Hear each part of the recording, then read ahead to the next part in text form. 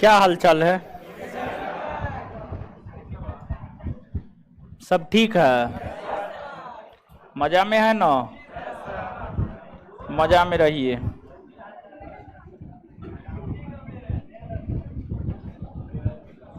छुट्टी क्या है? कुछ है क्या?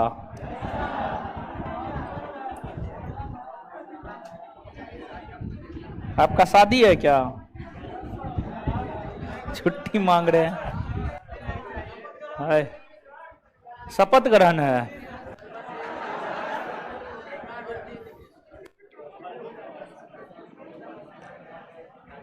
नीतीश कुमार फिर पलटी मार दिया।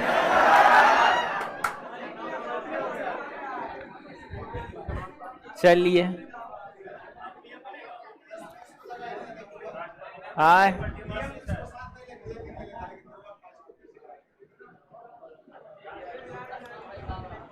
देखिए, हमारा तो इच्छा क्या है जानते हैं? हमारा तो इच्छा ये है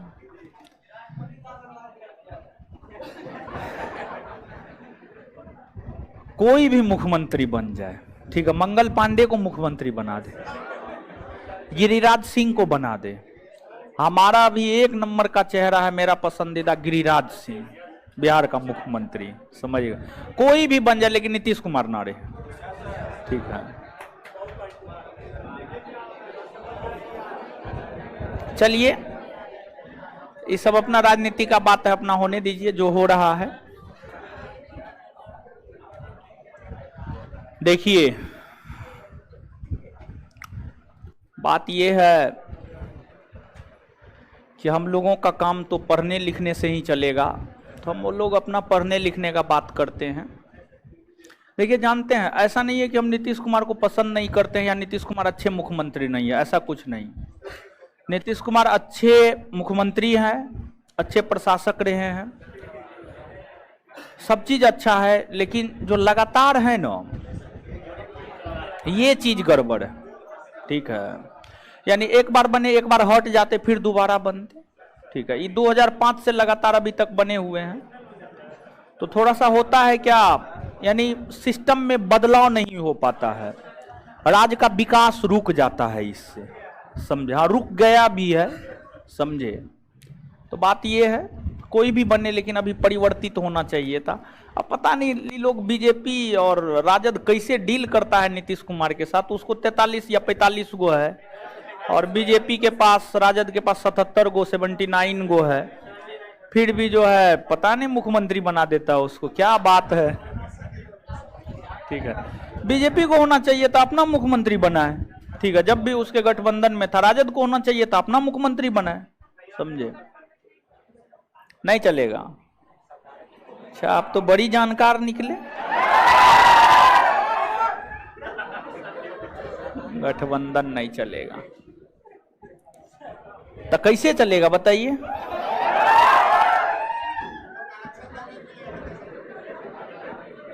चलिए, हल्ला मत कीजिए, जो हुआ हुआ, सीधा मान के चलिए। चाणक्य नीति को फॉलो कीजिए, कृष्ण नीति को फॉलो कीजिए। जो हुआ ठीक हुआ, जो होगा वो भी ठीक होगा, सब चीज ठीक होगा। चलिए, कहां तक बताए थे?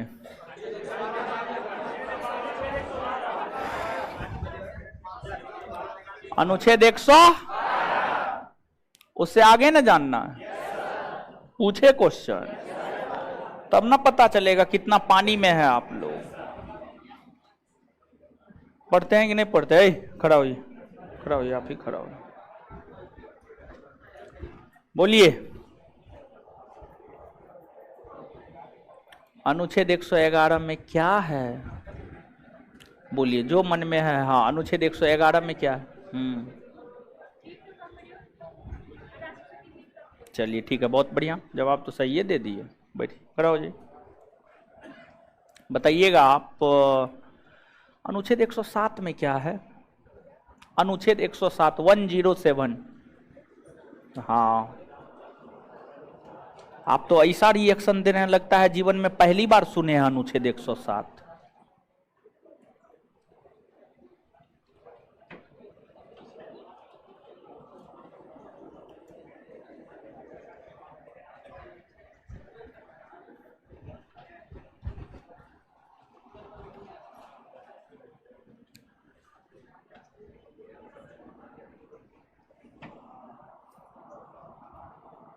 ऐ अनुच्छेद 107 नील बट्टे सन्नाटा। ऐ खड़ा होइए तो आप उधर खड़ा होइए।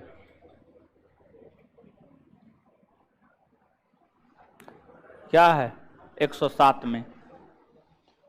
107 नहीं पता है। ये तो देख ली होगी, ये तो बड़ी तेज लड़की है। आप लोग भी तो देखिए लिए होंगे।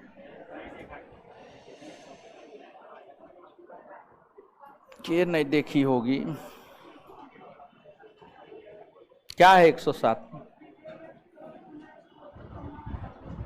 अच्छा, पूरा स्थापित करना और पारित करना। ठीक है, बैठ जाइए। सही है, जवाब दिया है। ई भी है जो आप जानते हो, भी है, ई भी है जो लड़की बोली है। कैसे होगा? कॉपी घर पे नहीं पढ़ते लिखते हैं, सिर्फ क्लास आते हैं जाते हैं। इससे कुछ होगा? कुछ नहीं होगा। ऐ दीदी जी, ऐ कैसे होगा नौकरी? इतना आसान है? 35% आरक्षण नीतीश कुमार दे दिए तो इसका क्या मतलब? ऐसे ये नौकरी हो जाएगा? कटअप नहीं देखते हैं परीक्षा का? आरक्षण के बावजूद अब कोई अंतर न है। पढ़िए लिखे तो मुंह तोड़ देंगे हम। बैठ जाइए दोनों। तुम पढ़ने लिखने वाली है ये न है सब।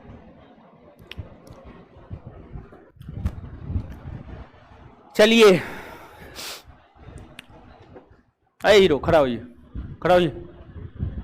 हाँ खड़ा होइए ना। आगे वाले बैठिए, आगे वाले बैठिए। हाँ बोलिए, अनुच्छेद 109 में क्या है? हाय, अच्छा बैठ जाइए, बहुत बढ़िया। ए हीरो खड़ा होइए। अनुच्छेद 85 में क्या है?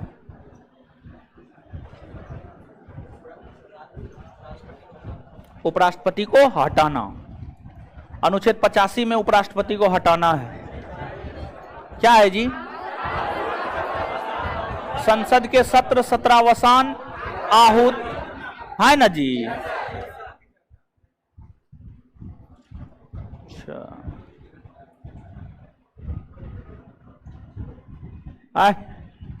कैसे होगा? होगा नौकरी? नहीं होगा। नौकरी होगा? नहीं होगा। बैठ जाइए। ए हीरो खड़ा होइए।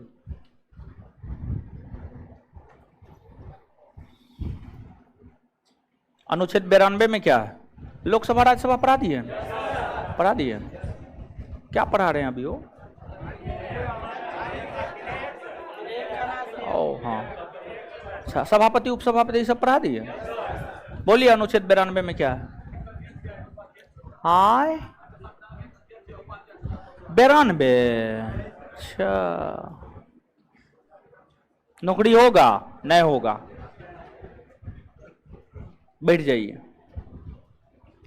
क्या है जी 92 में?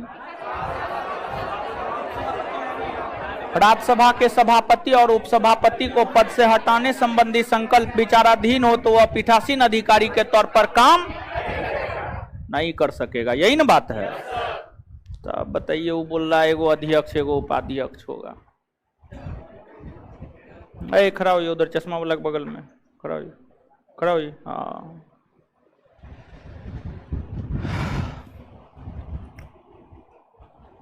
कॉपी पलटिए इधर और पलटिए इधर। अच्छा, धन विधेयक को राज्यसभा संशोधित कर सकता है? यस और नो? कर सकता है, कर सकता है। संशोधन करने का सिफारिश कर सकता है। संशोधन नहीं ना कर सकता, संशोधन करने का सिफारिश कर सकता। बैठ जाइए, गलत हो गया। हे भगवान, आप लोग पढ़ते लिखते ना है हो? बताइए, 1 गो 2 गो 3 गो 4 गो 5 गो 5 गो लोग अभी तक जवाब नहीं दिया है। और कौन जवाब दिया है? 1 गो लड़का सिर्फ जवाब दिया। 1 गो 2 गो 3 गो 8 गो को खड़ा किए हैं, 5 गो जवाब नहीं दिया है, 3 गो जवाब दी है। औसत तो लड़किए का ठीक है, लड़की में 1 गो 2 गो 3 गो 4 गो, 4 गो को खड़ा किए, 2 गो जवाब दी, 2 गो जवाब नहीं दी, समझ गए। लड़का में 4 गो को खड़ा किए, 1 गो जवाब दिया, 3 गो जवाब नहीं दिया। बताइए 3:1, 2:2, ये रेशियो है आपका। बताइए, बड़ी गड़बड़ स्थिति है आप लोग का। वह महाराज पढ़ा लिखा कीजिए, आपसे बढ़िया ऑनलाइन वाला सब जवाब दे रहा है। देखिए फटाफट जवाब दे रहा है।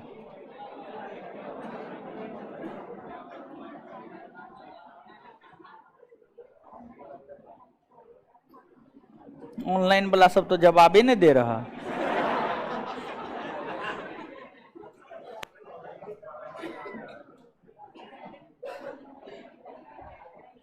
हाय तो ये सबको जवाब देना चाहिए। हे भगवान, ये सब तो दूसरे दुनिया में है। राकेश कुमार सिंह, आप थोड़ा बात कीजिएगा, नंबर हम दे देते हैं ऑनलाइन, इसको देख लीजिएगा जी। भाई महाराज, भाई पढ़ा लिखा कीजिए भाई, बड़ी बुरा स्थिति है आप लोग का। भाई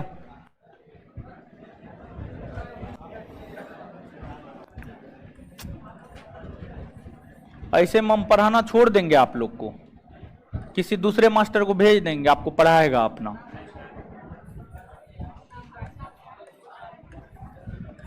मेरे क्लास में हमसे पढ़ना है तो जवाब दीजिए फटाफट। देखिए एक चीज बताइए, आप ही लोग हमको बताइए, समझाते हैं, लिखाते हैं, याद करवाते हैं, 3 बार तो हम ही करवा देते हैं। घर पे जाके 2 बार नहीं कर सकते हैं कम से कम? ठीक है, 2 बार नहीं देख सकते हैं कॉपी को? है मूड खराब कर दिया आप लोग। अनुच्छेद 113, अनुच्छेद 112 तक बता दिए थे। अनुच्छेद 112 के बाद जो अगला अनुच्छेद है वह है भारतीय संविधान का अनुच्छेद 113। तो अनुच्छेद 113 में क्या है? अनुच्छेद 113 में है अनुदान की मांग। क्या है? अनुदान। एक लाइन में कहे तो अनुदान की मांग है। अच्छा, एक लाइन में चीजों को याद कीजिए, ठीक है, फिर आगे समझाएंगे। अनुच्छेद 113 में अनुदान की मांग है। अनुच्छेद 114 में विनियोग विधेयक है। कौन विधेयक है? विनियोग विधेयक।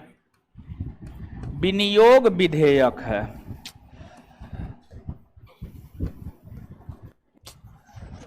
विनियोग विधेयक है। फिर अनुच्छेद 115 में क्या है? तो अनुच्छेद 115 में है अनुपूरक बजट। क्या है? अनुपूरक बजट। अनुपूरक बजट। अनुपूरक बजट। फिर अनुच्छेद 116 में है लेखानुदान। क्या है? लेखानुदान।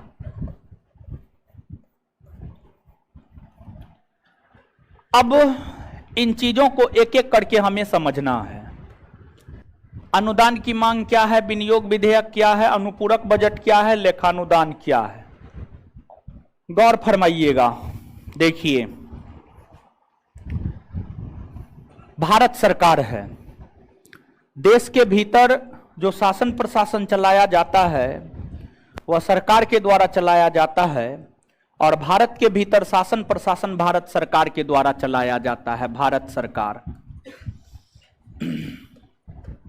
भारत सरकार के द्वारा चलाया जाता है।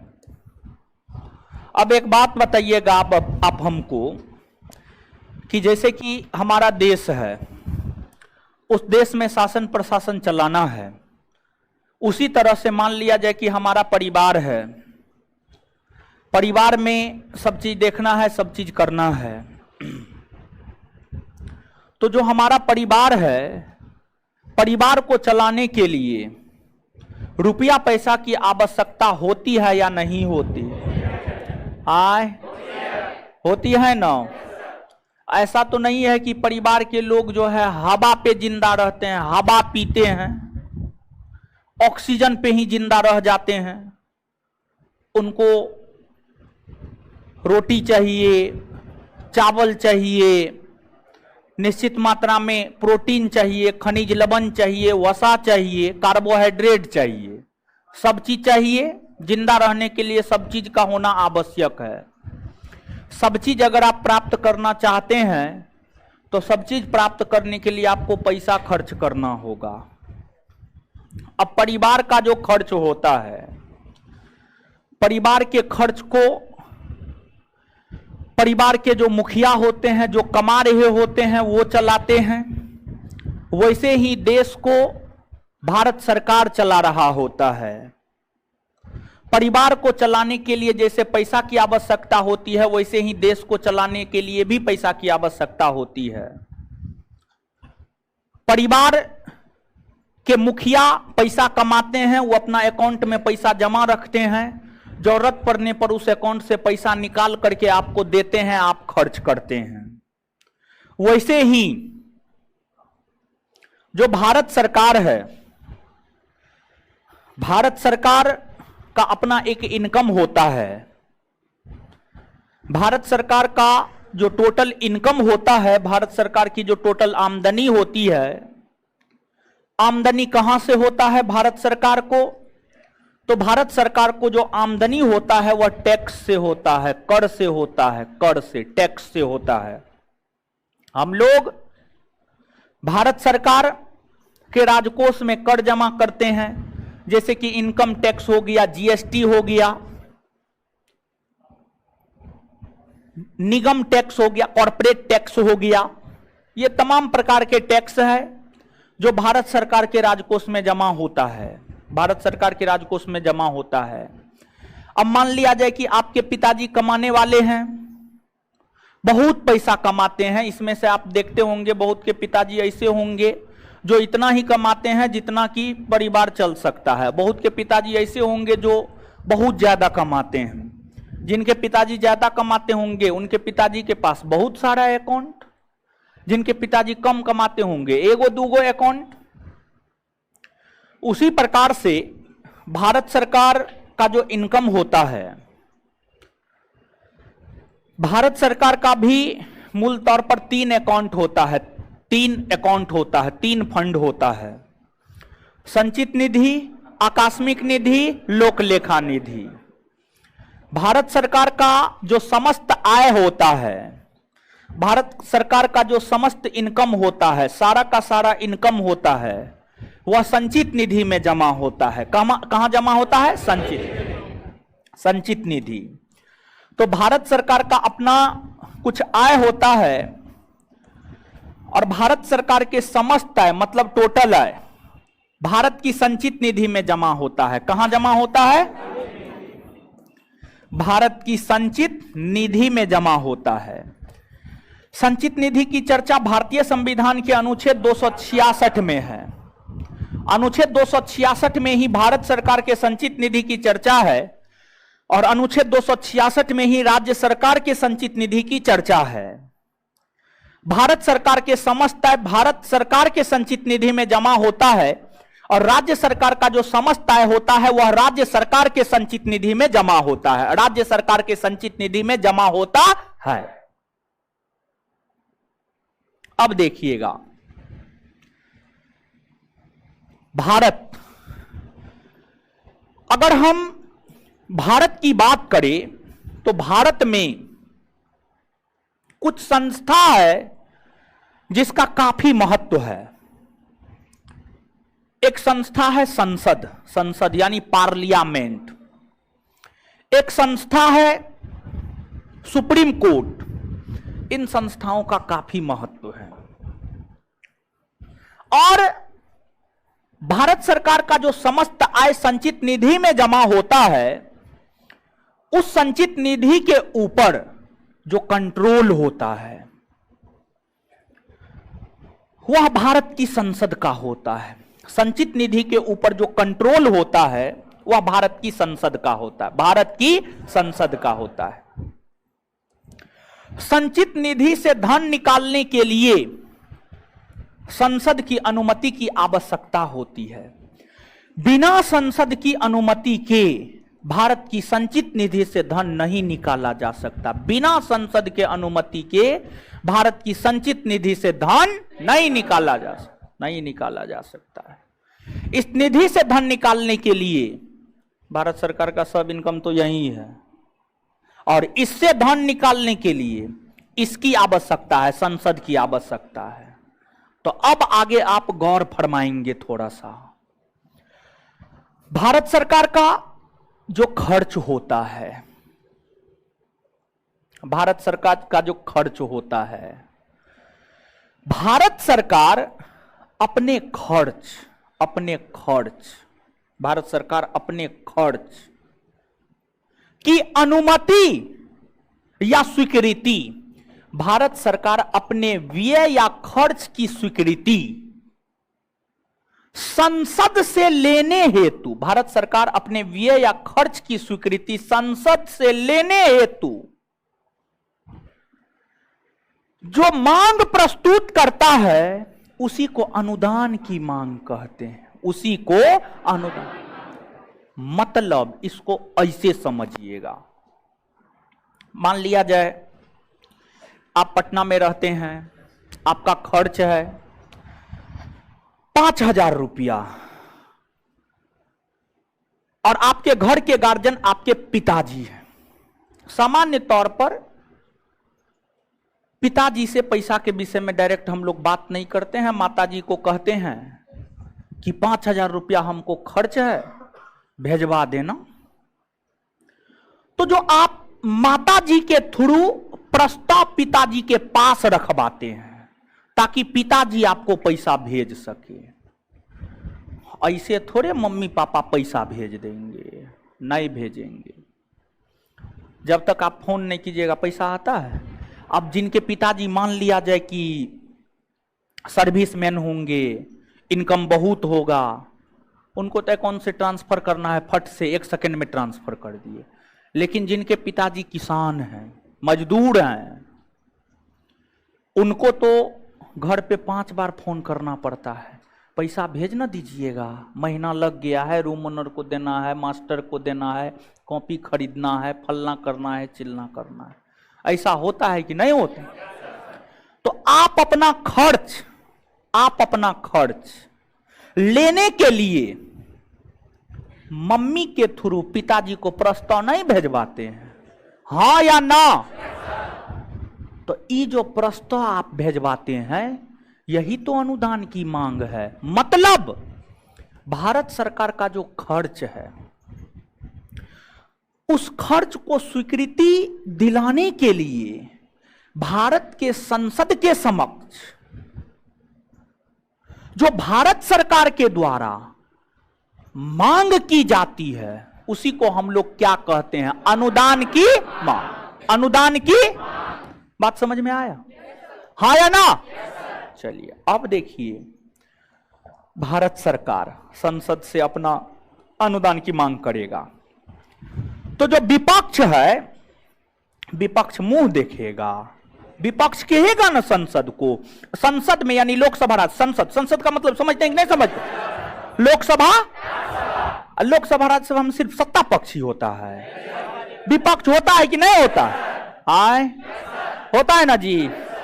तो अब मान लीजिए कि भारत सरकार यानी मोदी जी कहे संसद को कि मेरा इतना खर्च है, हमको 9,000 का हेलीकॉप्टर खरीदना है, तो इतना पैसा दीजिए संसद को। तो विपक्ष क्या कहेगा? ना, नहीं दीजिए इसको इतना, ये फालतू पैसा खर्च करता है। मतलब कहेगा एकदम नहीं दीजिए, मतलब जो मांग कर रहा है उसमें कटौती कर दीजिए। जैसे कि एक बात समझिएगा, अब मान लिया जाए कि आपको खर्च सामान्य तौर पर 5,000 होता, आप मम्मी को फोन किए कि कहिए ना पिताजी को कि 10,000 दे दीजिए, तो मम्मी पापा थोड़े नहीं समझते हैं कि कितना खर्च होगा। तो मम्मी को 10,000 के है, पिताजी अपना सोच समझ करके 5,000 भेज देंगे।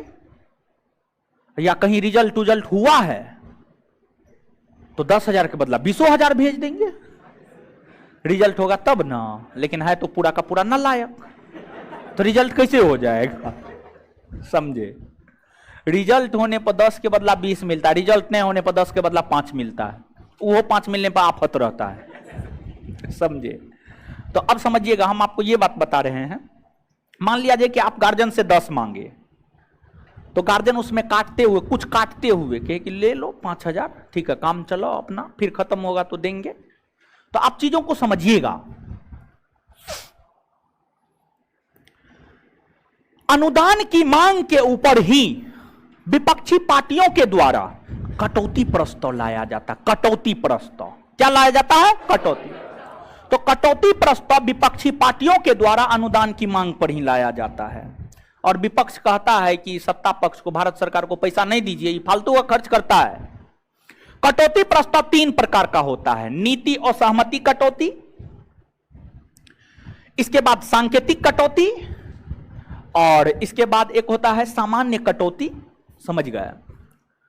तो नीति और सहमति कटौती में सीधा विपक्ष कहता है कि इसको पैसे नहीं दीजिए। सामान्य कटौती में कहता है कि अगर 10,000 मांग रहा है ना, 9,000 दे दीजिए, 1,000 नहीं दीजिए। सांकेतिक कटौती में जितना पैसा मांग रहा होता है उसमें से 100 रुपया काट के बाद बाकी दे दीजिए। तो यहां पर याद रखने वाली बात यह है कि अनुदान के मांग के ऊपर ही विपक्षी पार्टियों के द्वारा कटौती प्रस्ताव लाया जाता। बात क्लियर? अब इसके बाद आगे है विनियोग विधेयक।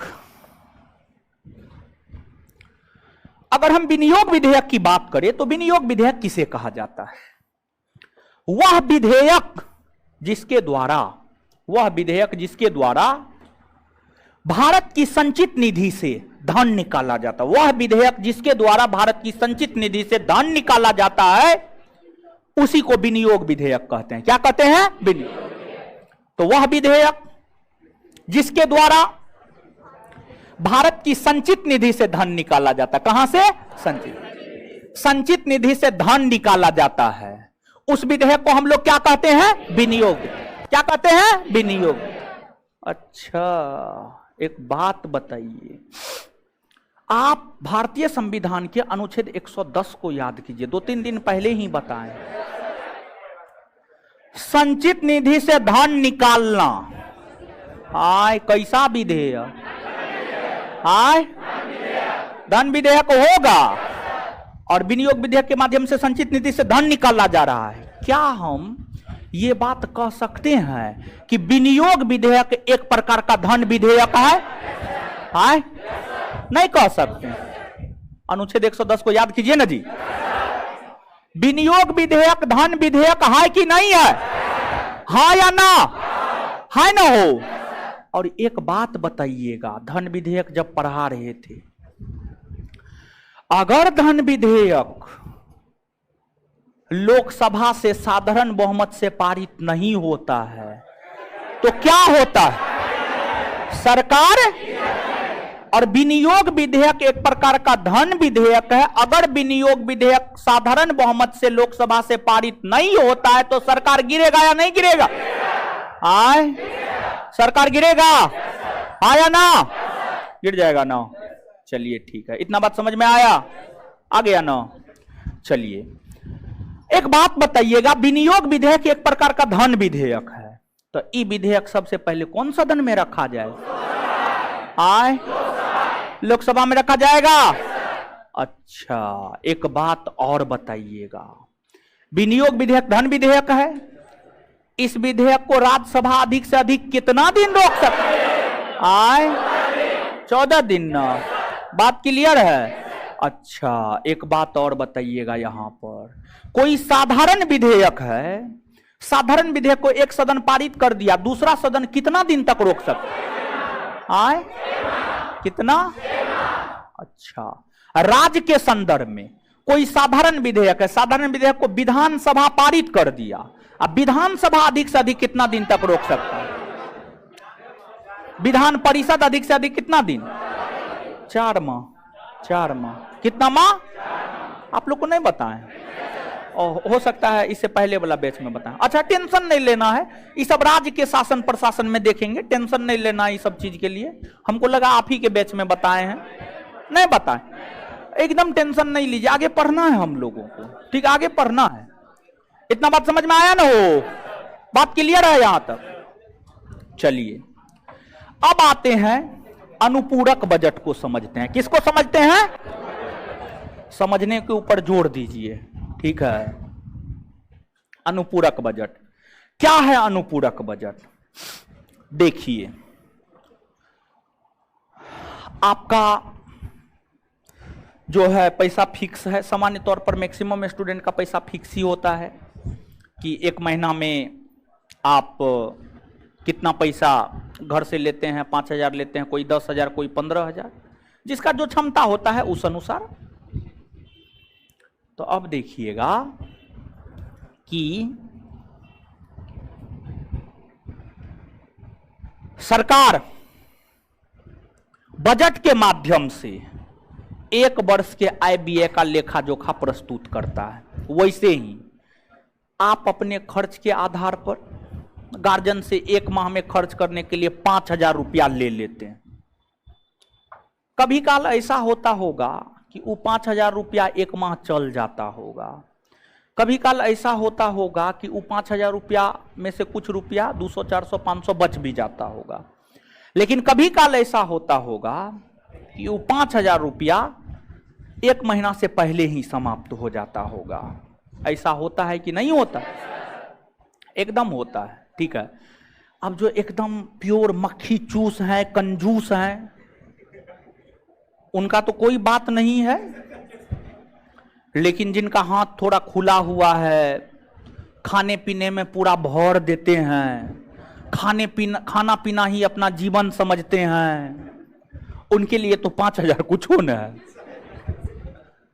अब डेली मुर्गा खाइएगा, मीट खाइएगा, मछली खाइएगा, फचका खाइएगा, पानी पूरी खाइएगा, चाउमीन खाइएगा, बर्गर खाइएगा, पिज्जा खाइएगा, तो क्या होगा? उसके लिए 5,000 कुछ है? कुछ नहीं है। समझिएगा। देखिए, अब हमारा गार्जियन हमको 5,000 रुपया दिया कि एक महीना चलाना है, और हम उस 5,000 रुपया को 20 दिन में ही खत्म कर दिए। 20 दिन में ही खत्म। अगर मान लिया जाए कि हम 20 दिन में खत्म कर देंगे, बाद बाकी जो 10 दिन बचेगा, 10 दिन में तो हवा पी के नहीं है ना रहेंगे, हो हवा पी के रहेंगे? नहीं रहेंगे। फिर से गार्जियन को कहेंगे ना कि अरे पैसा तो खत्म हो गया, कुछ उधर से और है तो भेज ना दीजिए। कहेंगे कि नहीं कहेंगे? तो आपको तो एक महीना के लिए दे दिया गया था, लेकिन समय से पहले ही खत्म होने पर आप बचे हुए समय के लिए जो एक्स्ट्रा पैसा अपने घर से मंगवा लिए, वही तो अनुपूरक है, वही तो कॉम्प्लीमेंट्री है, सप्लीमेंट्री है। अब गौर कीजिएगा। वैसे ही जो बजट होता है, बजट में एक वर्ष के आय व्यय का लेखा जोखा होता है। एक वर्ष में कितना इनकम होगा, कितना खर्च होगा, सरकार सब चीज निर्धारित कर देता है। अब मान लीजिए बजट एक वर्ष के लिए है, और बजट में एक वर्ष के लिए रुपया आवंटित होता है अलग अलग विभाग के लिए, सब विभाग के लिए एक वर्ष के लिए, अलग अलग विभाग के लिए अलग अलग मात्रा में रुपया। जो जैसा विभाग है, मलाईदार विभाग है तो उसमें ज्यादा रुपया। तो अब जो आपको बजट है, बजट में एक वर्ष के लिए सभी विभाग हेतु रुपया आवंटित होते हैं।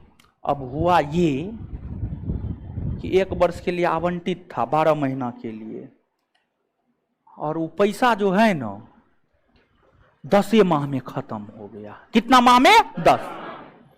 बाद बाकी 2 माह बचता है कि नहीं बचता? अब मान लिया जाए 2 माह बचा, तो भारत सरकार हवा पर देश को चला देगा? नहीं ना चलाएगा हवा पर। देश को चलाने के लिए पैसा चाहिए। देश को चलाने के लिए क्या चाहिए? पैसा। अब देश को चलाने के लिए पैसा चाहिए, तो जो बचे हुए 2 माह के लिए, बचे हुए 2 माह के खर्च के लिए जो भारत सरकार के द्वारा बजट प्रस्तुत करके उस 2 माह के खर्च, 2 माह में कितना खर्च होगा, उसको लेकर जो भारत सरकार बजट प्रस्तुत करेगा, उसी को हम लोग अनुपूरक बजट कहते हैं। क्या कहते हैं? बात समझ में आया कि नहीं आया? आ गया ना? चलिए, तो एक बात बताइएगा कि अगर बजट 1 साल के लिए प्रस्तुत हुआ, पैसा 1 वर्ष के लिए आवंटित हो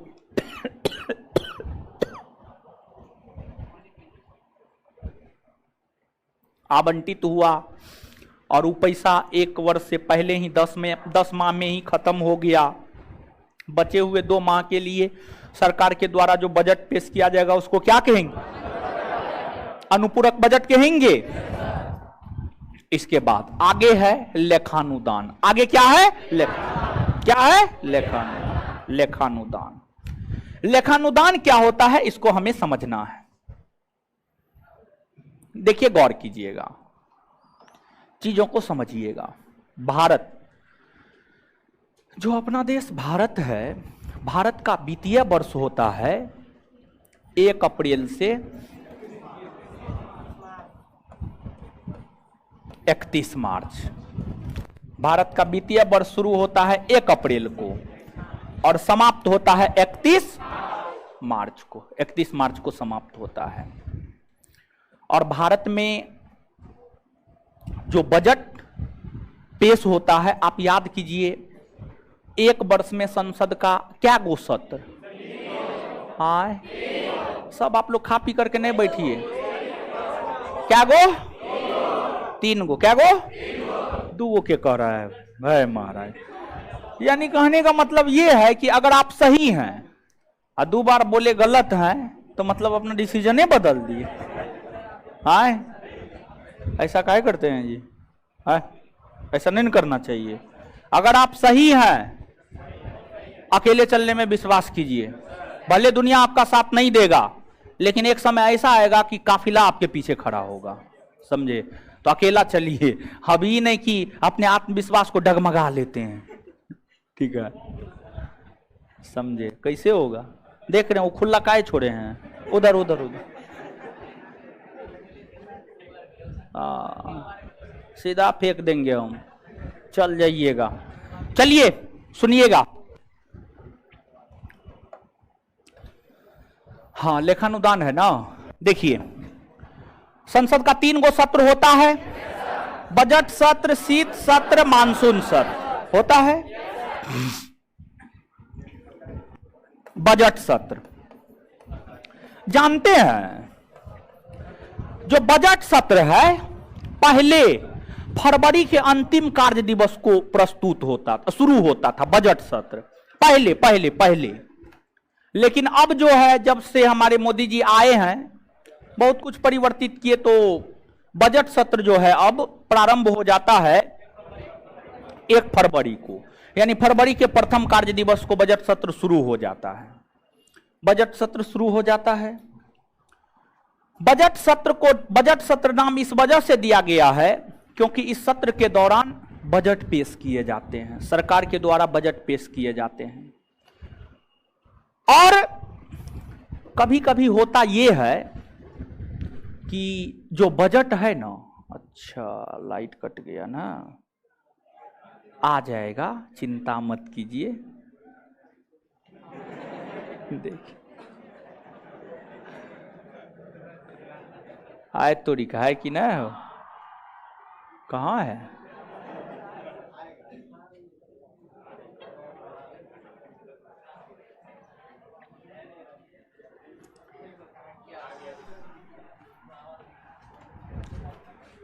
चलिए, आपको समझिएगा चीजों को। पहले बजट सत्र प्रारंभ होता था,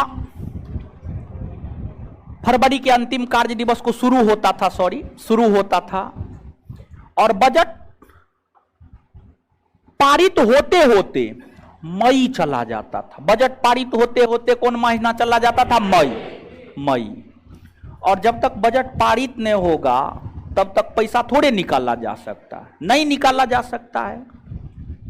लेकिन गौर कीजिएगा, पहले के दिनों में बजट फरवरी के अंतिम कार्य दिवस को प्रस्तुत किया जाता था, बजट सत्र की शुरुआत होती थी, और बजट पारित होते होते मई जून का माह चले जाता था। लेकिन भारत का वित्तीय वर्ष शुरू हो जाता है 1 अप्रैल को ही। भारत का वित्तीय वर्ष शुरू हो जाता है 1 अप्रैल को। तो बजट पारित होने की प्रक्रिया के दौरान ही बजट के एक निश्चित हिस्सा को बजट पारित होने से पहले ही निकाल लिया जाता था। बजट पारित होने से पहले ही खर्च करने के लिए निकाल लिया जाता था। इसी को लेखानुदान कहा गया। आप नहीं समझे होंगे, एक बार फिर से समझिएगा। देखिए, होता यह है कि जो आपको बजट है, जब बजट 1 अप्रैल तक पारित नहीं हो पाता है और 1 अप्रैल से भारत का वित्तीय वर्ष शुरू होता है, बजट से पैसा निकाल करके खर्च करना प्रारंभ 1 अप्रैल से शुरू हो जाता है, लेकिन अगर बजट 1 अप्रैल तक पारित नहीं हो पाता है तो इस स्थिति में बजट के ही हिस्सा में से कुछ हिस्सा निकाल कर, जब तक बजट पेश नहीं हुआ है तब तक के लिए निकाल कर जो खर्च किया जाता है उसी को हम लोग लेखानुदान कहते हैं। क्या कहते हैं? लेखानुदान। यही है आपको लेखानुदान। आशा करते हैं आप ये सब बात समझे होंगे। अब नीचे से आप नोट डाउन करना प्रारंभ कीजिए।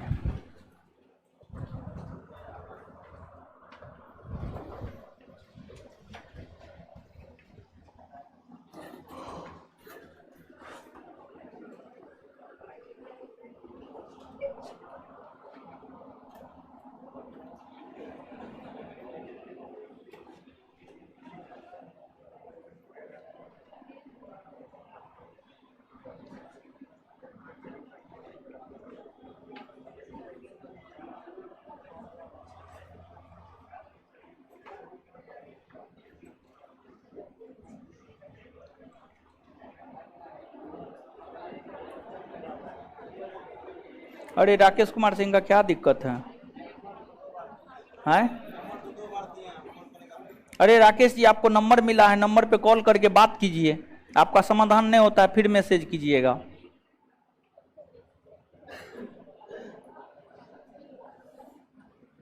लिखिएगा अनुच्छेद 113।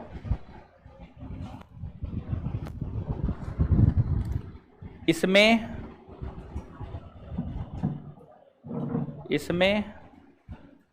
अनुदान की मांग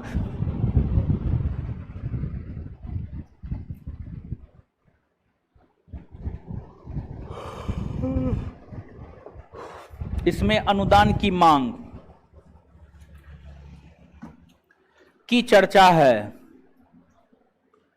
इसमें अनुदान की मांग की चर्चा है।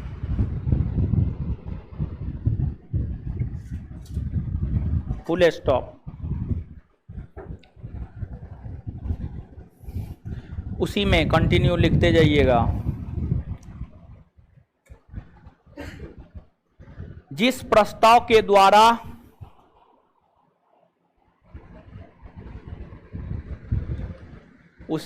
जिस प्रस्ताव के द्वारा भारत सरकार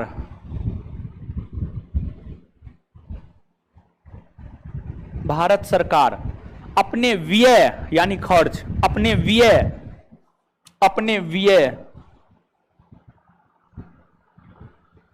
देखिए, अपने व्यय कॉस्ट में लिख लीजिएगा खर्च। जिस प्रस्ताव के द्वारा भारत सरकार अपने व्यय की स्वीकृति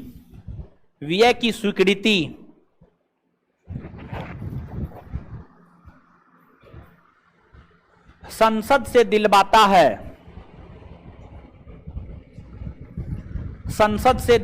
है, उसे ही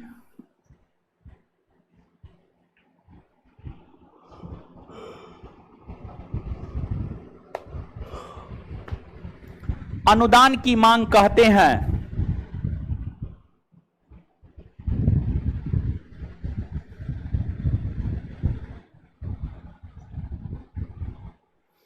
उसे ही अनुदान की मांग कहते हैं। Full stop. अनुदान की मांग पर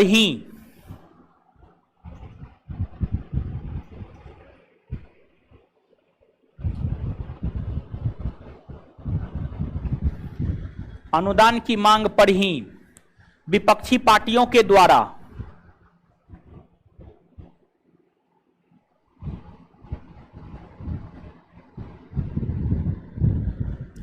कटौती प्रस्ताव लाया जाता है विपक्षी पार्टियों के द्वारा। कटौती प्रस्ताव, कटौती, विपक्षी पार्टियों के द्वारा कटौती प्रस्ताव लाया जाता है।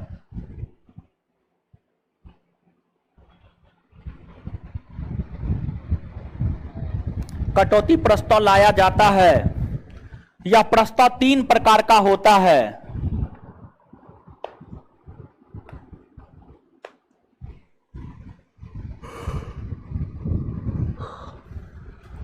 यह प्रस्ताव 3 प्रकार का होता है।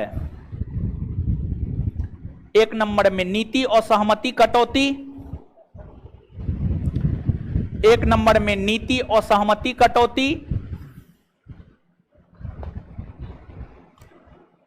नीति और सहमति कटौती। आगे साधारण कटौती, सांकेतिक कटौती।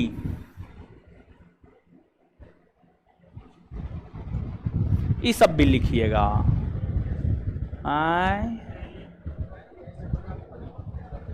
नीति और सहमति कटौती क्या, तो यो सब लिखिएगा।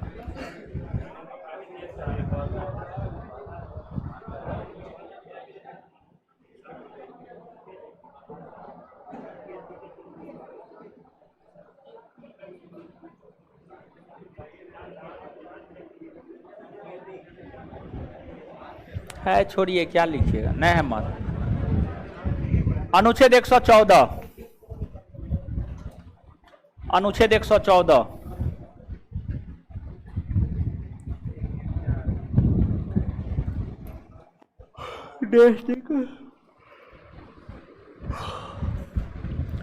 इसमें विनियोग विधेयक की चर्चा है।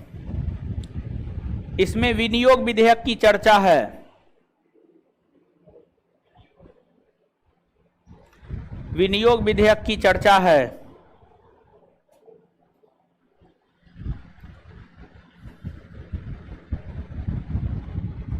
Full stop.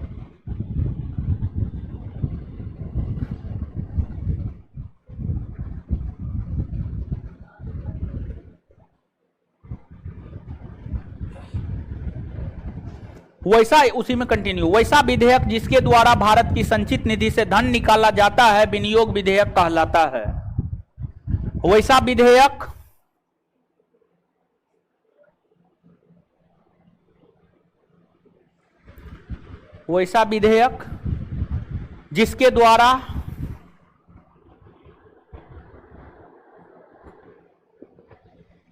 जिसके द्वारा भारत की संचित निधि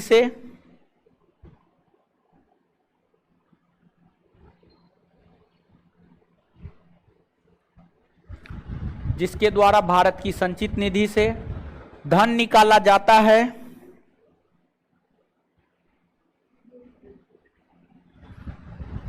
भारत की संचित निधि से धन निकाला जाता है, उसे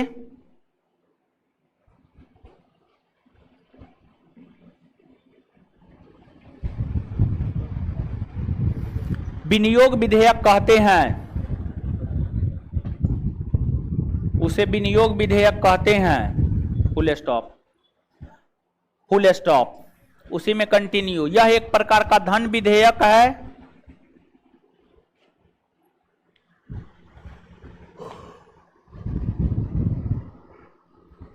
यह एक प्रकार का धन विधेयक है। यह एक प्रकार का धन विधेयक है। इसलिए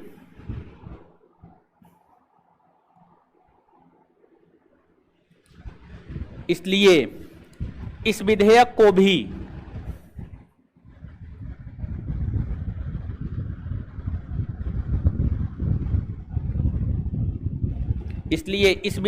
भी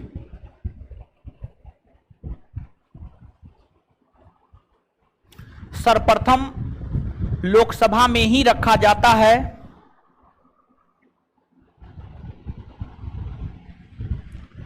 इस विधेयक को भी सर्वप्रथम लोकसभा में ही रखा जाता है।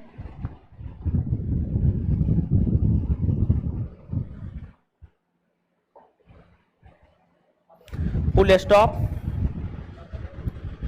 लोकसभा को इस विधेयक को साधारण बहुमत से पारित करना होता है, फुल स्टॉप। उसके बाद लोकसभा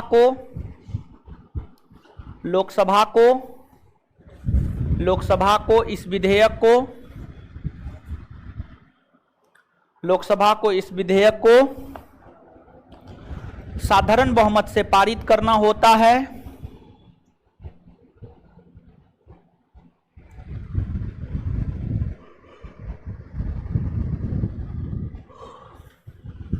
लोकसभा को इस विधेयक को साधारण बहुमत से पारित करना होता है।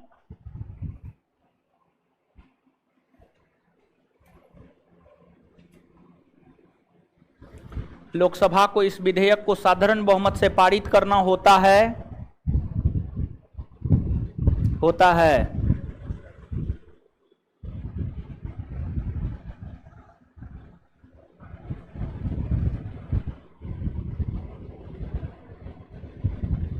अन्यथा सरकार गिर जाती है।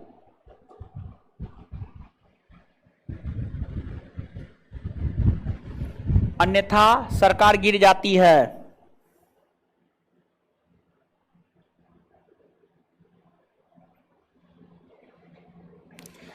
Full stop. उसी में कंटिन्यू। इस विधेयक को राज्यसभा अधिक से अधिक 14 दिन तक रोक सकती है। उसी में कंटिन्यू। इस विधेयक को राज्यसभा अधिक से अधिक 14 दिन तक रोक सकती है।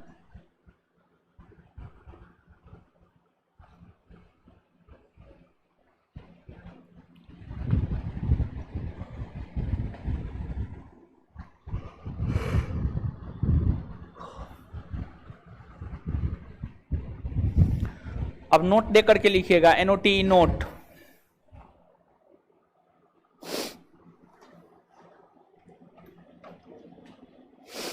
नोट दे करके लिखिएगा।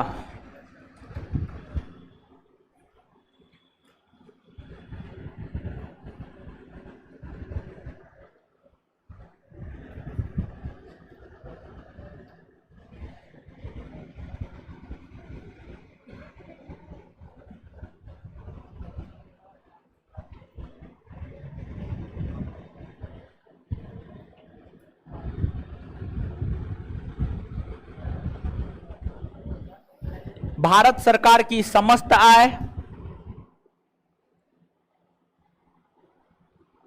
भारत सरकार की समस्त आय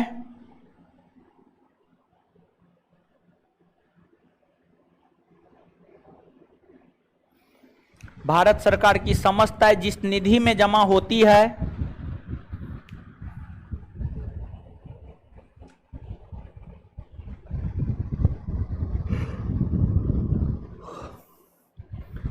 भारत सरकार की समस्त आय जिस निधि में जमा होती है उसे संचित निधि कहते हैं।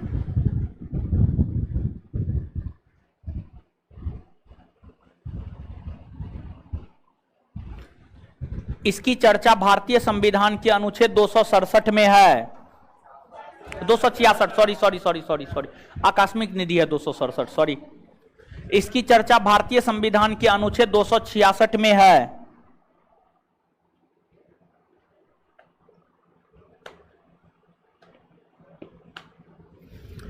इसकी चर्चा भारतीय संविधान के अनुच्छेद 266 में है।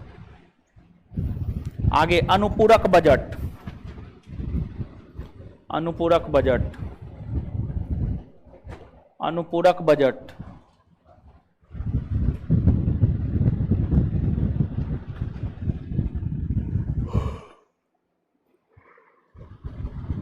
लिखिएगा आगे।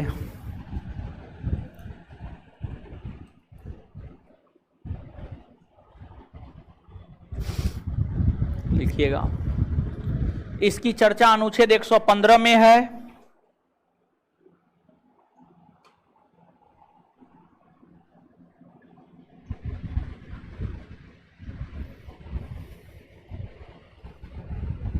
Full stop. अब उसमें कंटिन्यू कीजिएगा।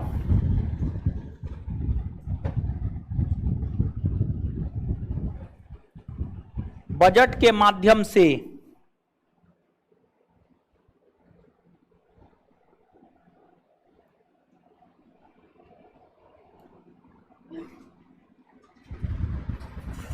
बजट के माध्यम से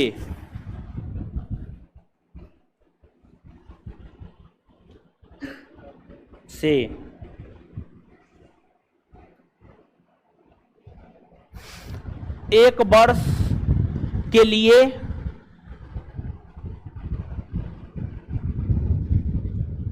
खर्च हेतु, एक वर्ष के लिए बजट के माध्यम से एक वर्ष के लिए खर्च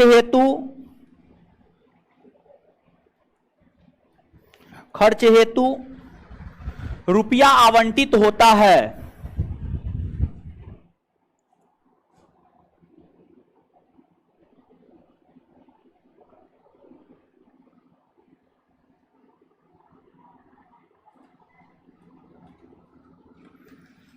लेकिन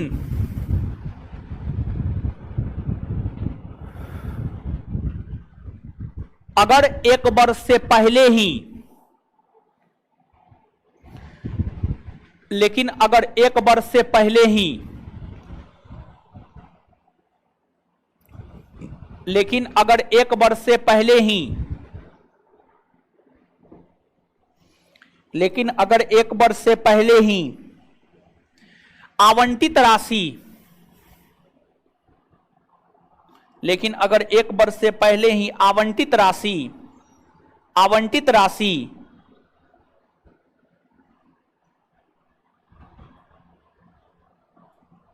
समाप्त हो जाता है,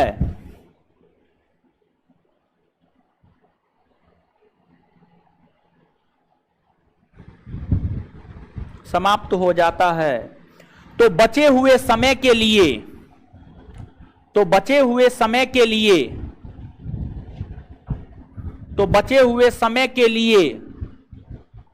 खर्च करने हेतु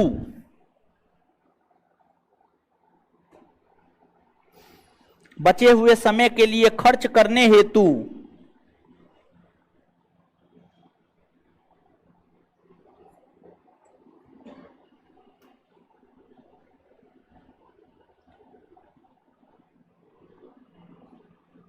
खर्च करने हेतु तो बचे हुए समय के लिए खर्च करने हेतु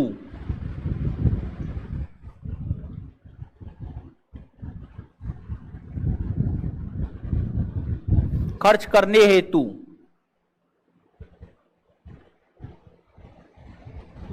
जो अतिरिक्त बजट लाया जाता है,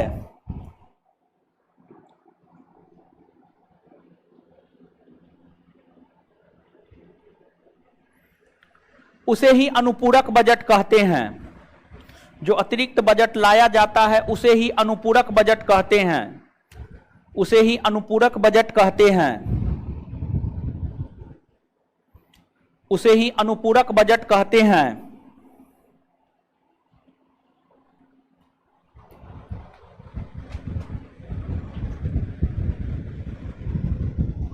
आगे अनुच्छेद 116 है, ऑनलाइन वाला लिख रहा है ना जी, ये नहीं कह रहा है सर रिपीट कीजिए, नहीं ना। हाँ, ऑनलाइन वाला लिखिए, मन से लिखिए, ध्यान पूरा कंसंट्रेट करके लिखिए, नहीं छूटेगा। ऑफलाइन वाला को छूटता है जी, नहीं छूटता है। तब ऑफलाइन वाला को नहीं छूटता है तो ऑनलाइन वाला कैसे छूट जाएगा? ऐसा थोड़ी कि आपसे कम दिमाग उसको है, आपसे ज्यादा दिमाग ऑनलाइन वाला सबको होता है। ऑनलाइन वाला बहुत अच्छा छात्र होता है, आप लोग के जैसा तो कम से कम बदमाशी नहीं है ना करता है। अगर वो बदमाशी भी करता है तो अपने आसपास में करता है, उससे हमको थोड़े क्षति होता है। ठीक है, तो इसी वजह से बोल रहे हैं आप लोग से बढ़िया है, समझे। आगे अनुच्छेद 116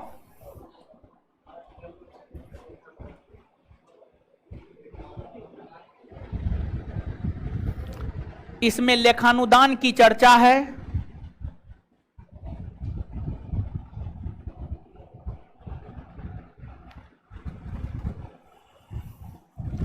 इसमें लेखानुदान की चर्चा है। इसे अग्रिम पेशगी भी कहा जाता है। इसे अग्रिम अग्रिम अग्रिम अग्रिम अग्रिम पेशगी भी कहा जाता है। पेशगी पेशगी, पेश में गी जोड़ दीजिए, पेशगी। हाँ, मतलब बजट पारित होने से पहले ये पैसा निकाल लिया जाता है। इसे अग्रिम पेशगी भी कहा जाता है। अब कंटिन्यू लिखते जाइएगा।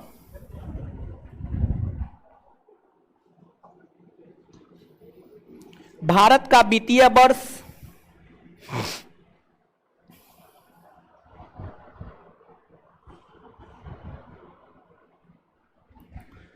एक अप्रैल से 31 मार्च के बीच होता है। भारत का वित्तीय वर्ष 1 अप्रैल से 31 मार्च के बीच होता है।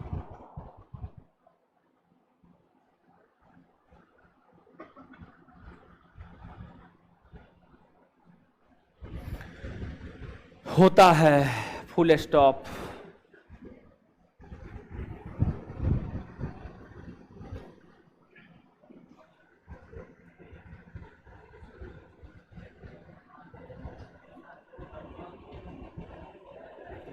होता है, फुल स्टॉप। अगर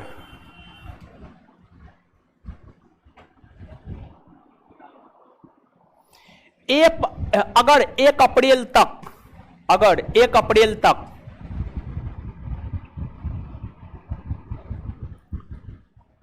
बजट पारित नहीं हो पाता है,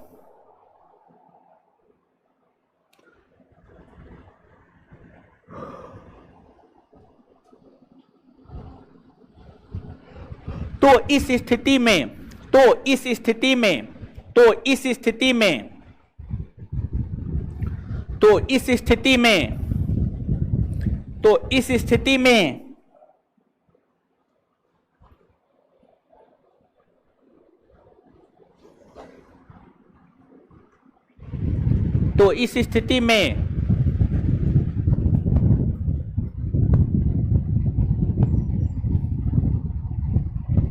बजट, तो इस स्थिति में खर्च करने हेतु बजट से एक निश्चित हिस्सा बजट से एक निश्चित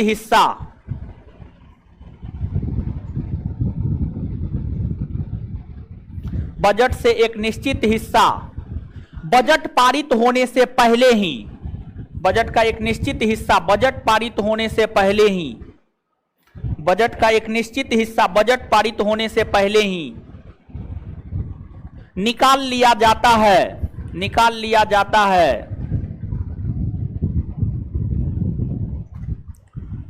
उसे ही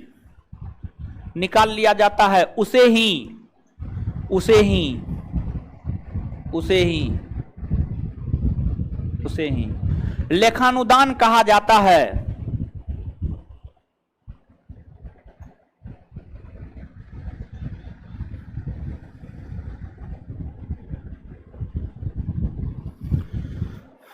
चलिए, हो गया।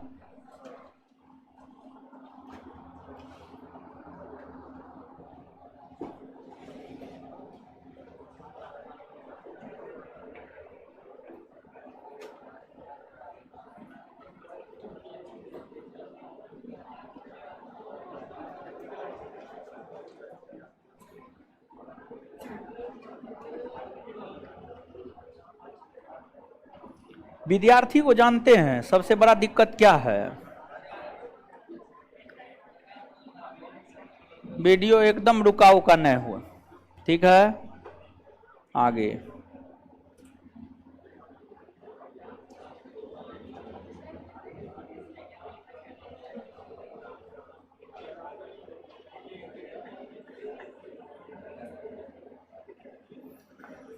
चलिए, आगे अनुच्छेद 117 बताए हैं, एकदम बताएं। अनुच्छेद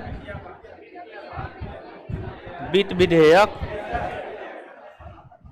इसके बाद जो है संसद में लगभग सोचिए तो खत्म ही हो गया है, ठीक है। मतलब लोकसभा राज्यसभा से संबंधित जितने महत्वपूर्ण तथ्य थे सब खत्म हो गया है। नीचे से एगो दूगो अनुच्छेद और जानिए। एगो अनुच्छेद 120 है। संसद में कौन भाषा का प्रयोग होगा, इस विषय में जानकारी अनुच्छेद 120 देता है। संसद के सदस्य कौन भाषा का प्रयोग करेंगे, इस विषय में जानकारी अनुच्छेद 120 देता है। जो लोकसभा के अध्यक्ष या राज्यसभा के सभापति होते हैं, दोनों सदनों के सदस्यों को अपनी मातृभाषा में, हिंदी भाषा में बोलने का अधिकार दे सकता है। तो संसद में किस भाषा का प्रयोग होगा, इस विषय में जानकारी अनुच्छेद 120 देता है। फिर एक अगला महत्वपूर्ण अनुच्छेद है अनुच्छेद 122। अनुच्छेद 122 कहता है संसद में जो कार्यवाहियां हुई है, मतलब जो काम हुआ है, उसकी जांच न्यायालय नहीं कर सकता है। संसद में हुए कार्यवाहियों की जांच न्यायालय नहीं कर सकता है। ये दोनों अनुच्छेद लिखिए। तो अनुच्छेद 120 हमें संसद में प्रयोग की जाने वाली भाषा के विषय में जानकारी प्रदान करता है। अनुच्छेद 120 हमें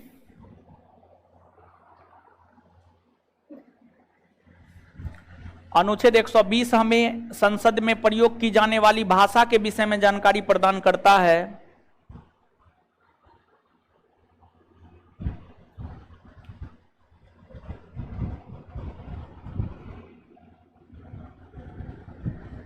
अनुच्छेद 120 हमें संसद में प्रयोग की जाने वाली भाषा के विषय में जानकारी प्रदान करता है। आगे अनुच्छेद 122 यह कहता है, आगे अनुच्छेद 122 यह कहता है, अनुच्छेद 122 यह कहता है कि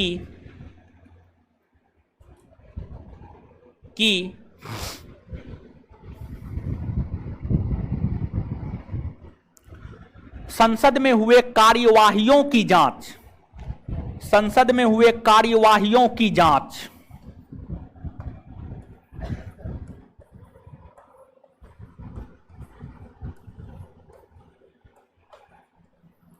संसद में हुए कार्यवाहियों की जांच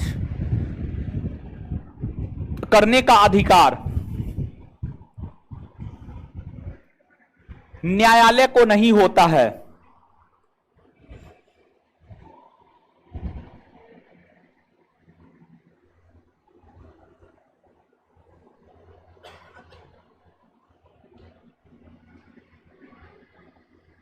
तब आगे छुट्टी तो बहुत लंबा हो रहा है क्या ना, विद्यार्थी सब देख रहे हैं भाग रहा है। विद्यार्थी हल्का नहीं हो गया, हल्का हो गया। मुहर्रम है, तजिया निकलता इसी में ना जी, तजिया इसी में ना, आज ये था। उसके बाद जो है देखिए एगो को कॉपी किताब लेके भाग रहा है, बोले भाग रहा है तो इधर आ गया। चलिए तो जो है आपको एगो शिक्षा देते हैं हम आपको, ईमानदार बनिए। आप खुद के प्रति ईमानदार बनिए, सत्य बोलिए। सत्य बोलने में कोई पैसा नहीं लगता है। देखिए लोग कहता है स्वर्ग है नरक है, कुछ नहीं है। यहीं पर स्वर्ग है, यहीं पे नरक है। अच्छे कर्म करेंगे तो अच्छा होगा आपके साथ, गलत कर्म करेंगे गलत होगा आपके साथ। झूठ नहीं बोलिए, किसी से फ्रॉडगिरी नहीं कीजिए, खुद के प्रति ईमानदार बने रहिए। किसी से कोई वादा कीजिए तो निभाइए, और स्पेशली खुद से वादा कीजिए तो निभाइए। मतलब अगर आप सोचे हैं कि आज हमको ये करना है, इतना होमवर्क करना है, तो उसको निभाइए। हम ये बात कहना चाह रहे हैं। और पढ़िए, कंपटीशन का जमाना है, लगभग करोड़ों की संख्या में छात्र कंपटीशन की तैयारी कर रहा है। ये चीज आपको रेलवे में भरे हुए फॉर्म की संख्या के आधार पर बताया जा सकता है। और वैकेंसी हजारों में आता है, बहुत कंपटीशन है। मेहनत कीजिए, झूठ फरेब से बचिए, चहक वहक से बचिए, वास्तविकता को पहचानिए, चीजों को तर्कसंगत रूप से सोचिए, बुद्धि के साथ सोचिए, समझ गए? तभी कुछ होगा, नहीं तो कुछ नहीं होगा।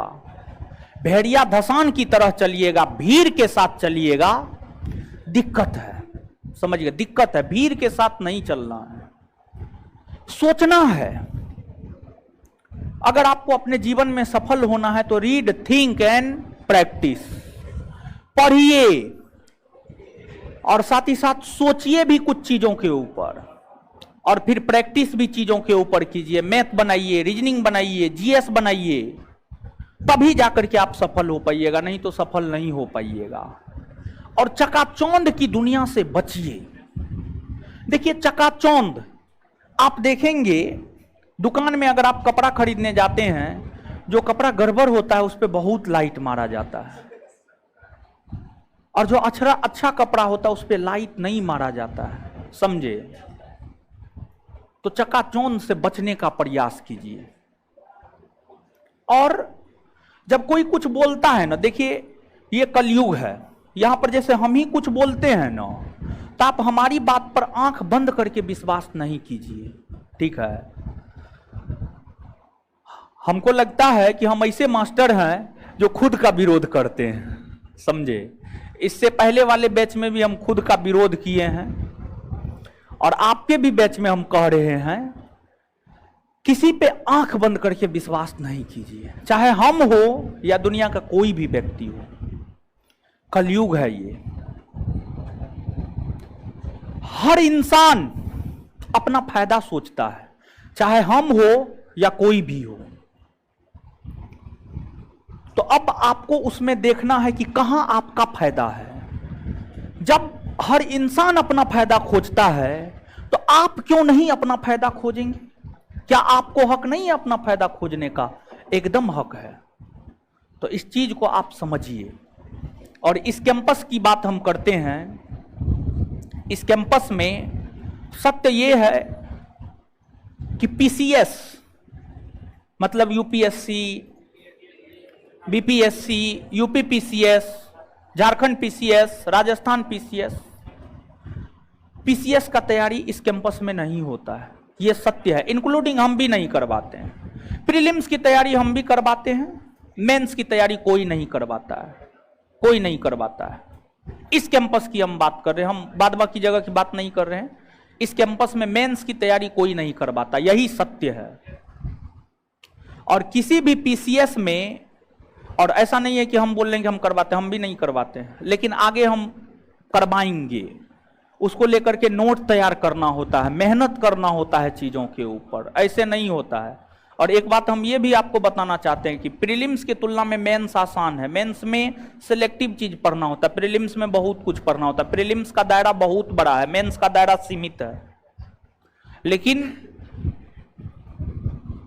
यहां पर हम आपको ये बात बताना चाह रहे हैं, जो भी पीसीएस होता है ना, पीसीएस में जो आपको प्रीलिम्स होता है वह सिर्फ एक दरवाजा होता है, उसको आप पास कर लीजिए, बस इतना मात्र ही उसका महत्व, उससे ज्यादा कुछ नहीं। अगर आप अधिकारी बनना चाहते हैं तो आपको मेंस के ऊपर काम करना होता है, और पीसीएस बराबर मेंस ही होता है, पीसीएस बराबर मेंस होता है, प्रीलिम्स नहीं होता है, ठीक है। और मेंस की तैयारी इस कैंपस में कोई नहीं करवाता है, लेकिन इसके बावजूद जो है लोग लिखते हैं, तो ये गलत बात है, नहीं लिखना चाहिए लोगों को।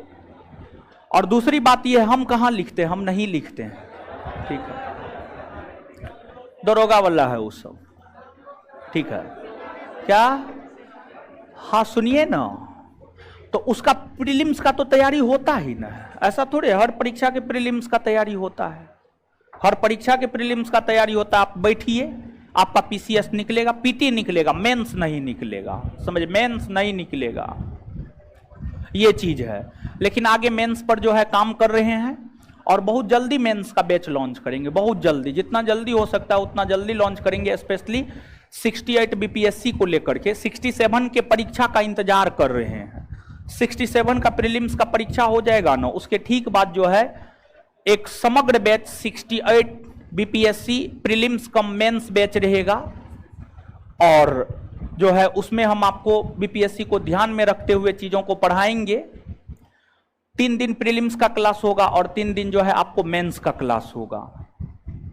बात है कि इस एरिया में होता क्या है कि मैक्सिमम लोग जो है ना रेलवे, एसएससी, बिहार दरोगा, बिहार पुलिस का तैयारी करते हैं, और इस सब परीक्षा में जो है ना ऑब्जेक्टिव क्वेश्चन पूछा जाता है, और बीपीएससी में जो है ना सब्जेक्टिव क्वेश्चन पूछा जाता है। जैसे ग्रेजुएशन का आप एग्जाम दिए हैं, जैसे अगर आपका इतिहास ऑनर्स होगा तो आपसे पूछ देगा कि अकबर की भू राजस्व व्यवस्था का वर्णन कीजिए, तो अब आप लिखिए अकबर के काल में क्या था क्या नहीं था। उसमें ऑप्शन नहीं रहता, उसमें आपको सब्जेक्टिव लिखना रहता है, समझ गए। उसमें जो है आपको सब्जेक्टिव लिखना रहता है, ऑब्जेक्टिव नहीं होता है, समझे। और आज के डेट में आप देखेंगे जो टीचर और गुरु के बीच संबंध होना चाहिए वो संबंध नहीं है। इसके पीछे टीचर का सबसे बड़ा रोल है, समझ गए। देखिए टीचर को झूठ नहीं बोलना चाहिए, टीचर की बातों को जो है लोग काफी मानता है। टीचर एक प्रकार का इन्फ्लुएंसर होता है और उनको झूठ नहीं बोलना चाहिए, लेकिन आज के डेट में जो है पापी पेट के कारण जो है लोगों को झूठ बोलना पड़ता है। अगर रिजल्ट नहीं भी होता है फिर भी बोलता है कि इतना रिजल्ट हुआ है, 800 रिजल्ट हुआ है, और वास्तविकता ये होता है कि वहां से 80 भी रिजल्ट नहीं हुआ होता है, समझे। सच ये है, तो झूठ नहीं बोलना चाहिए। और सबसे बड़ी बात यह है कि अगर मान लिया जाए कि संस्थान से रिजल्ट हुआ है तो बताना भी चाहिए हाँ हुआ है। और एक चीज और आप ध्यान से याद रखिएगा, जीवन में उसी चीज को बढ़ा चढ़ा कर दिखाया जाता है जिसमें डिफॉल्ट होता है, जिसमें कमी होता है। कमी नहीं होता है चीजों में तो उसको बढ़ा चढ़ा कर नहीं दिखाया जाता है, समझ गए। तो कमी वाले चीज को ही बढ़ा चढ़ा करके दिखाया जाता है। चकाचौंध की दुनिया से बचिए, जमीन को पकड़ करके रहिए। हवा में उड़ने का प्रयास कीजिएगा तो गिरने का चांस होता है। अगर आप जमीन को पकड़ करके रहते हैं गिरने का कोई चांस नहीं होता है, समझे।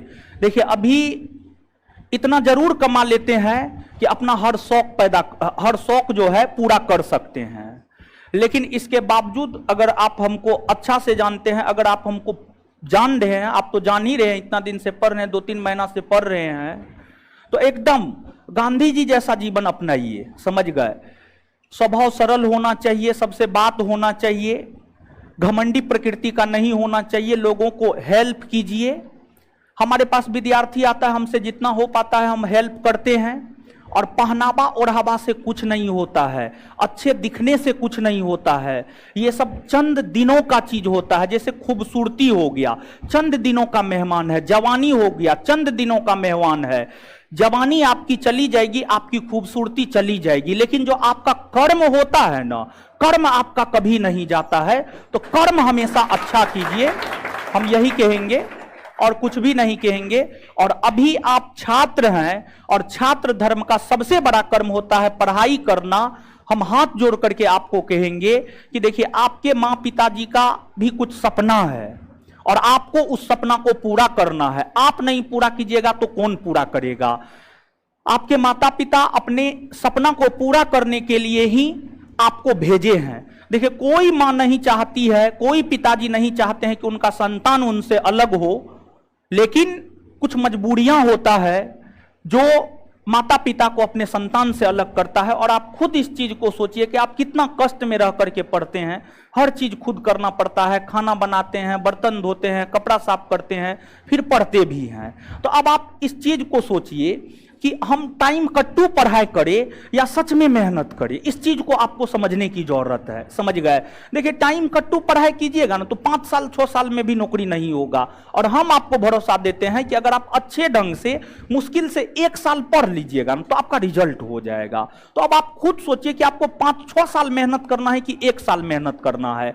तो हर लोग चाहेंगे 1 साल मेहनत करने के लिए, तो 1 साल मेहनत कीजिए, पूरा हर चीज का त्याग कर दीजिए। हर चीज का त्याग करके जो है 1 साल पूरा जी जान अपना लगा दीजिए और आप निश्चित तौर पर कहीं ना कहीं सफल हो जाएंगे। और इस एक साल में कोई गैप नहीं होना चाहिए, मेरे ख्याल से कोई पर्व त्योहार नहीं होना चाहिए, कोई मोबाइल नहीं होना चाहिए। आप बहुतों आईएएस टॉपर का इंटरव्यू पढ़े होंगे, वो कहा होगा कि हम पिछले 2 साल से कोई सोशल साइट नहीं चला रहे थे, और देखिए जो पूरे 2 साल 3 साल 5 साल आज तक जीवन में कोई सोशल साइट नहीं चलाया, अगर वो टॉप करता है तो रातों रात पूरे भारत के लोग उसको जान जाते हैं।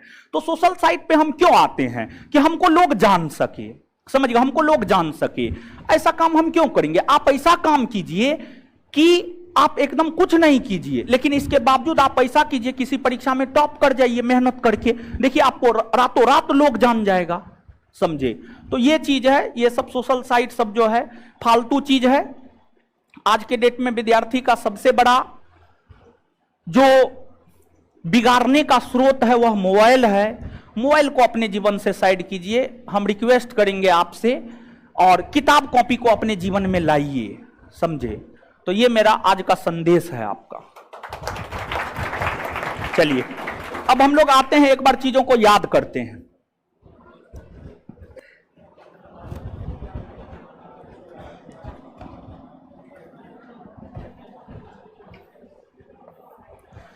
अनुदान की मांग की चर्चा कौन अनुच्छेद? अनुच्छेद 100। अच्छा, अनुदान की मांग के ऊपर विपक्षी पार्टियों के द्वारा कौन सा प्रस्ताव? कटौती प्रस्ताव। कौन सा प्रस्ताव? अनुदान की मांग के ऊपर विपक्षी पार्टियों के द्वारा कौन सा प्रस्ताव? कौन सा प्रस्ताव? विनियोग विधेयक की चर्चा कौन अनुच्छेद? कौन अनुच्छेद? अच्छा एक बात बताइए, विनियोग विधेयक कैसा विधेयक? धन विधेयक होने के कारण इस विधेयक को सबसे पहले कौन सदन में पेश? कौन सदन में? और अगर लोकसभा इसे पारित नहीं करता है तो क्या होगा? सरकार गिर जाती है। और इस विधेयक पर राज्यसभा कितना दिन तक विचार? कितना दिन तक? वह विधेयक जिसके माध्यम से भारत की संचित निधि से धन निकाला जाता है उसे क्या कहते हैं? क्या कहते हैं? भारत सरकार की समस्त किस निधि में जमा होती है? संचित निधि। कौन निधि में? संचित निधि। और इसके बाद संचित निधि की चर्चा भारतीय संविधान के कौन अनुच्छेद में? अनुच्छेद 266। संचित निधि से धन निकालने के लिए किसकी स्वीकृति की आवश्यकता होती है? संसद। किसकी स्वीकृति? संचित निधि से धन निकालने के लिए किसकी स्वीकृति की आवश्यकता? किसकी स्वीकृति? अनुपूरक बजट कौन अनुच्छेद में? अनुपूरक बजट। लेखानुदान। लेखानुदान। अच्छा, वित्त विधेयक 117। 100 संसद में प्रयोग की जाने वाली भाषा। 100 संसद में प्रयोग की जाने वाली भाषा।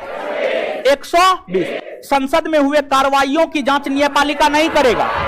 100 राष्ट्रपति अध्यादेश जारी करेगा। 123 संयुक्त अधिवेशन। 108 धन विधेयक से संबंधित विशेष प्रक्रिया। 100 धन विधेयक की परिभाषा। 100 राष्ट्रपति का वीटो। 100 वार्षिक वित्तीय विवरण यानी बजट। 100 बात क्लियर है? इससे आगे अगले क्लास में मिलते हैं। धन्यवाद सभी लोगों को। हाँ कल होगा, एकदम होगा, कल क्लास होगा, एकदम क्लास होगा। ठीक है, कल क्लास होगा, एकदम होगा क्लास।